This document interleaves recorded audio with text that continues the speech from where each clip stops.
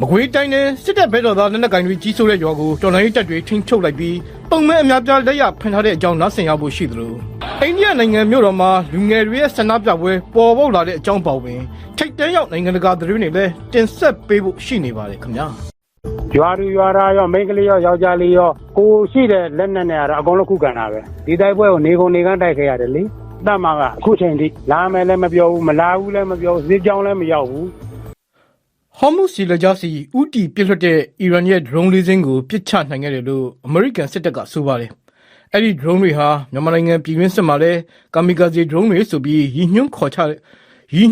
ြတဲ့ပြစ်မှတ်ကို drone အပျက်စီးခံပြီးဝင်တိုက်တဲ့အမျိုးအစားတွေဖြစ်တယ်လို့နားလည်ရပါတယ်အဲ့လိုဒေတာတွင်ပင်လယ်ရေကြောင်းသွားလာရေးပေါ်အနည်းချက်ချင်းလက်ငင်းကြောက်လာတော့ကြောင့်အီရန်ရဲ့ကမ်းရိုးတန်းတစ်လျှောက်စောင့်ကြည့်ထောက်လှမ်းရေးရေဒါစခန်းတွေကိုတိုက်ခိုက်ခဲ့တယ်လို့အမေရိကန်စစ်တပ်ကပြောပါတယ်အဲ့ဒီအခါအီရန်ကလည်းကူဝိတ်မှာရှိတဲ့အမေရိကန်လေတပ်စခန်း2ခုနဲ့ဘာရိန်းနိုင်ငံထဲမှာရှိတဲ့အမေရိကန်ရေတပ်ဆိုင်ရာနေရာထိုင်ခင်းတွေစီကိုဒုံးကျည်တွေနဲ့ပစ်ခတ်ခဲ့တယ်ဆိုပြီးအီရန်သတင်းဌာနကထုတ်ပြန်ပါတယ်အီရန်ကပင်လယ်ကွေ့နိုင်ငံစီပစ်ခတ်ခဲ့တဲ့ဒုံးကျည်အရေအတွက်စုစုပေါင်း9ဆင်းရှိတာမှာ6ဆင်းကိုကြားဖြတ်ဟန်တားနိုင်ခဲ့တယ်လို့ဒဇင်းကတော့လုံလောက်အောင်နီးကပ်တဲ့နေရာစီကိုရောက်မလာနိုင်ခဲ့ဘူးလို့အလဲပိုင်းဒေသဆိုင်ရာအမေရိကန်စစ်ဌာနချုပ်ကထုတ်ပြန်ပါတယ်ပြီးခဲ့တဲ့ AB လကလေးကအမေရိကန်နဲ့အီရန်ကြားအပြစ်ရထားပေမဲ့အခုရက်တွေမှာခုလိုမျိုးအပြန်အလှန်တိုက်ခိုက်တာတွေပေါ်ပေါက်လာနေတာဖြစ်ပါတယ်ပြီးခဲ့တဲ့ဗုဒ္ဓဟူးနေ့တုန်းကလည်းကူဝိတ်ရဲ့နိုင်ငံတကာလေဆိပ်ကိုအီရန်က drone နဲ့တိုက်ခိုက်ခဲ့တဲ့အတွက်လူတစ်ယောက်သေဆုံးခဲ့ရသလိုအယောက်60ကျော်ဒဏ်ရာရခဲ့တယ်ဆိုပြီးကူဝိတ်အစိုးရကထုတ်ပြန်ထားပါတယ်အီရန်တော်လှန်ရေးတပ်ဆောင်တပ် IRGC ကတော့ကူဝိတ်နိုင်ငံလေဆိပ်ကိုတိုက်ခိုက်တာသူတို့လက်ချက်မဟုတ်ဘူးအမေရိကန်ရဲ့လေကြောင်းရန်ကာဒုံးခွင်းလုံးစနစ်အမှားယွင်းဖြစ်ပြီးကူဝိတ်လေဆိပ်အဆောက်အုံထိခိုက်သွားတာဆိုပြီးတုံ့ပြန်ပြောဆိုထားပါတယ်ထိခိုက်ပျက်စီးခဲ့တဲ့ကူဝိတ်လေဆိပ်ကတော့အခုခါမှာလေရင်ခီးစဉ်အပြည့်ပြန်လည်ပြေးဆွဲနေပြီဖြစ်ပါတယ်အခုလိုအီရန်နဲ့အမေရိကန်နှစ်နိုင်ငံကြားပဋိပက္ခတွေဆက်ရှိနေတဲ့ကြားမှာပဲအီရန်ကမ္ဘာဖလားဘောလုံးအသင်းကိုအမေရိကန်ကပြည်ဝင်ခွင့်ဗီဇာထုတ်ပေးလိုက်ပါတယ်အီရန်အသင်းဟာသူတို့ရဲ့ပထမဆုံးအုပ်စုပွဲကို Los Angeles LA မြို့ကြီးမှာဇွန်လ15ရက်နေ့ကျရင်နယူးဇီလန်နဲ့ကန်ရမှာဖြစ်ပါတယ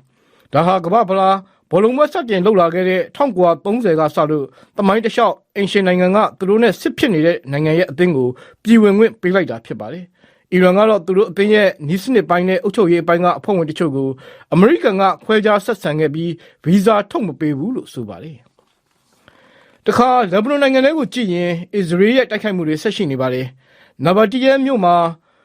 လက်ဘနွန်စစ်တပ်ရဲ့မော်တော်ယာဉ်တစ်စင်းကိုအစ္စရေးကတိုက်ခိုက်ခဲ့တဲ့အတွက်လက်ဘနွန်စစ်တပ်ကဗိုလ်မှူးချုပ်အဆင့်ရှိသူအပေါင်းဝင်စစ်မှုထမ်း3ယောက်သေဆုံးသွားတယ်လို့လက်ဘနွန်စစ်တပ်ကပြောပါတယ်။လက်ဘနွန်ထဲမှာရှိနေတဲ့ BBC သတင်းတောက်လီနာစင်ဂျပ်ကလည်းအခုလိုဆိုပါတယ်။ This is not the first time soldiers are hit during this war, but on this occasion it appears အခုစစ်ပွဲမှာလက်ဘနွန်စစ်တပ်ကသူတွေထိခိုက်ရတာဒါပထမဆုံးအကြိမ်မဟုတ်ပါဘူး။ဒါပေမဲ့ဒီချိန်ကတော့လက်ဘနွန်စစ်တပ်ကမော်တော်ယာဉ်မှန်းသိပါအောင်အသေးအချာအမှတ်သားပြုလုပ်ထားတဲ့ရင်တစ်စင်းပြစ်မှတ်ထားခံခဲ့ရတာဖြစ်ပါတယ်။အမေရိကန်ကဂျောင်းဝင်ထားတဲ့အစ္စရေးလက်ဘနွန်သဘောတူညီချက်ထဲမှာလက်ဘနွန်စစ်တပ်ကသာအပြည့်အဝထိန်းချုပ်ဖို့ရည်မှန်းထားတဲ့လုံခြုံရေးနယ်မြေတွေကိုအစမ်းသဘောစပြီးထားရှိဖို့ဆိုတာပါဝင်ပါတယ်။အဲ့ဒီပုံမှန်မူတည်လို့လက်ဘနွန်စစ်တပ်ကသူတို့ရဲ့တပ်တွေကိုရွှေ့ပြောင်းကြတဲ့အခါအစ္စရေးရောဟစ်ဇ်ဘောလာရဲ့တိုက်ခိုက်မှုကိုပါခံလာရနိုင်တဲ့အန္တရာယ်တိုးမြင့်လာနေပါတယ်ဆိုပြီ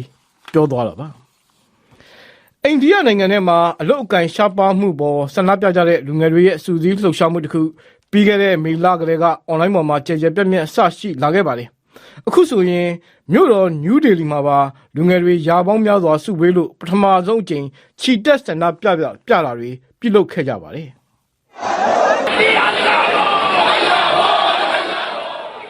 ဒီလှုပ်ရှားမှုဟာလက်ရှိအာဏာရပါတီ BJP ကိုတယောပြီး Cockroach Janta Party CJB ဆိုတဲ့နာမည်ခံယူထားပါတယ်အဓိပ္ပာယ်ကတော့ပိုးခတ်ပြည်သူပါတီဖြစ်ပါတယ်သူတို့ရဲ့ online ပေါ်က post တွေကိုတော့အနာပိုင်တွေဖျက်ပစ်လို့ရရင်ရမယ်သူတို့ရဲ့လှုပ်ရှားမှုကိုတော့လုံးဝကွဲပြောက်သွားအောင်လုပ်လို့ရမှာမဟုတ်ဘူးဆိုပြီးအဲ့ဒီလှုပ်ရှားမှုကိုဥဆောင်သူ Abhijit Dipke ကဆိုပါတယ်သူတို့အဓိကတောင်းဆိုနေတဲ့အချက်ထဲမှာအိန္ဒိယဗဟိုအစိုးရပညာရေးဝန်ကြီး Dharmendra Pradhan နှုတ်ထွက်ပေးဖို့လည်းပါဝင်ပါတယ်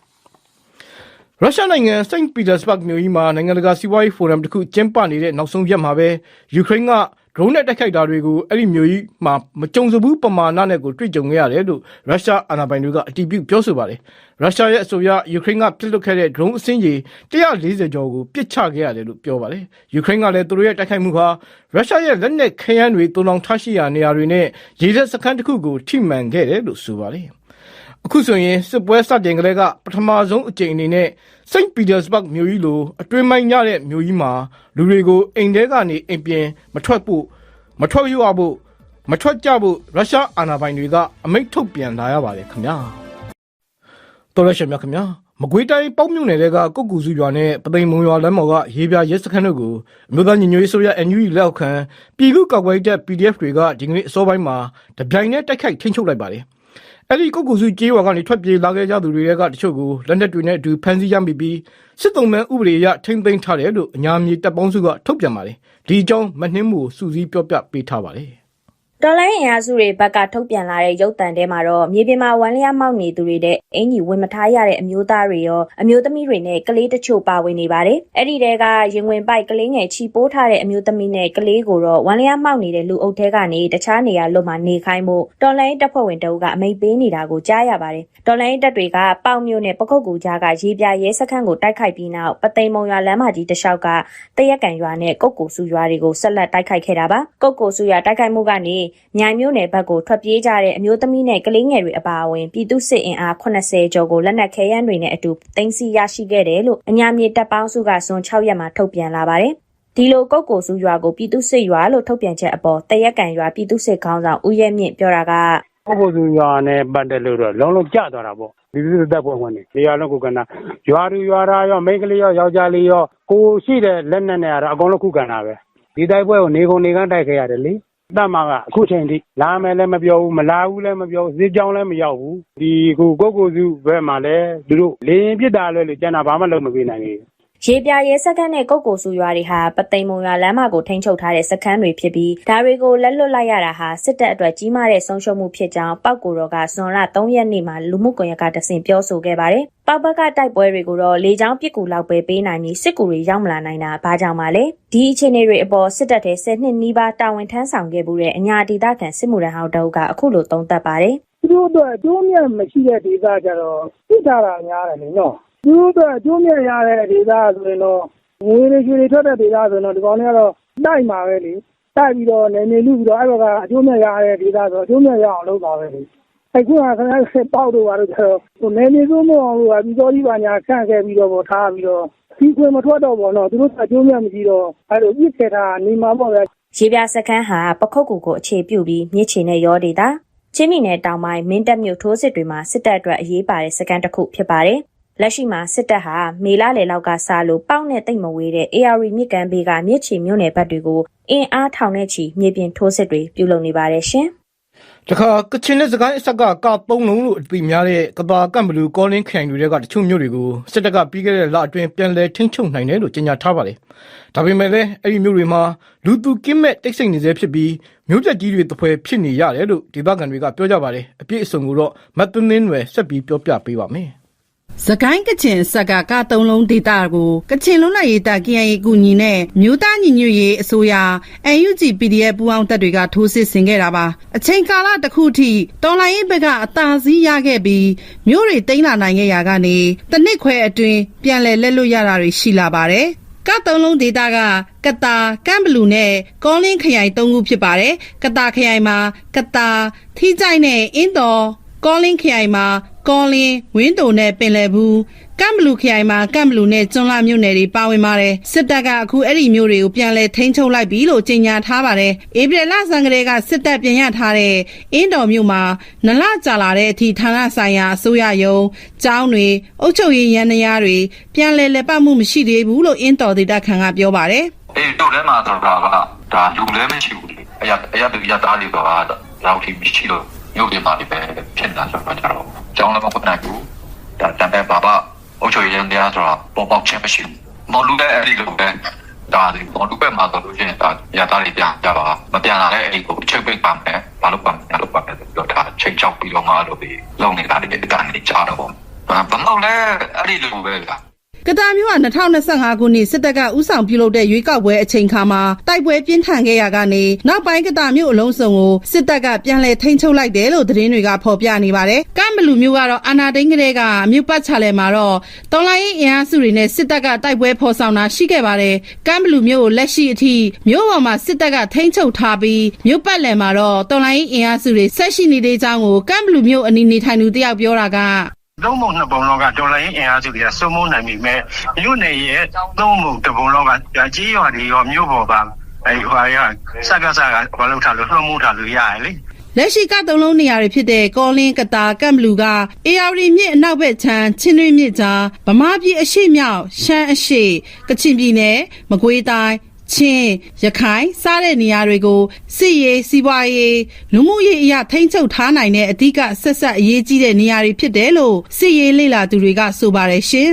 ။ပြည်တွင်းစစ်ဟာမြန်မာနိုင်ငံရဲ့စိုက်ပျိုးရေးကဏ္ဍပေါ်မှာလည်းလာပြီးတက်ရောက်ရိုက်ခတ်ပါတယ်။စံထွက်ရာအဓိကဒေသတချို့မှာအခုဆိုရင်စစ်တမ်းကြောင့်မိုးစဘာမဆိုင်နိုင်ဖြစ်ကြရပါတယ်။ဒီအခြေအနေတွေကိုတော့မအေးသူဆန်စူးစီးပြောပြထားပါတယ်။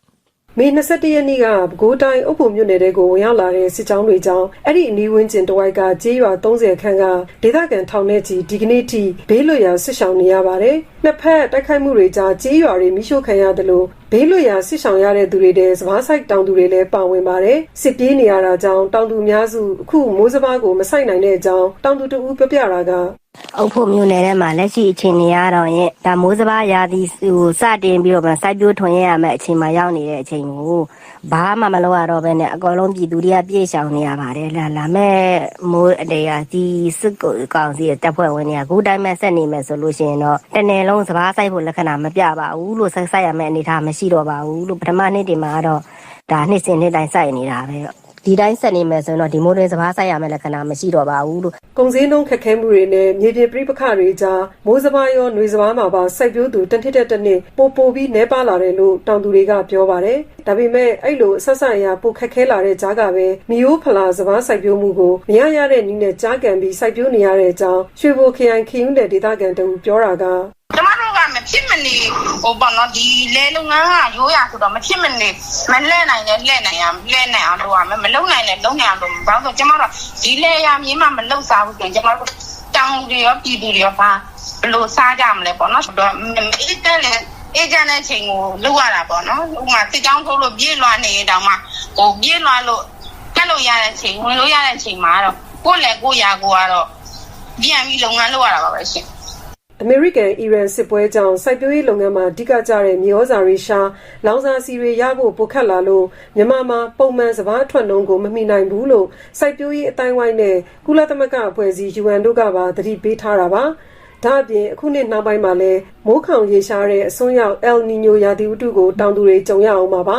အခုစစ်ဘေးစစ်တမ်းမှာပေါင်းစုလိုက်ရင်တော့ရေရှည်မှာစိုက်ပျိုးစွမ်းအားပိုကျသွားဖို့ရှိပြီးစားနပ်ရိက္ခာအခက်အခဲဖြစ်မယ်လို့ပြောထားတာတွေထက်ပိုပြီးဆိုးရတဲ့အခြေအနေကိုကြုံရနိုင်တယ်လို့စိုက်ပျိုးရေးကဏ္ဍကျွမ်းကျင်သူတွေကသတိပေးနေကြပါတယ်ရှင်။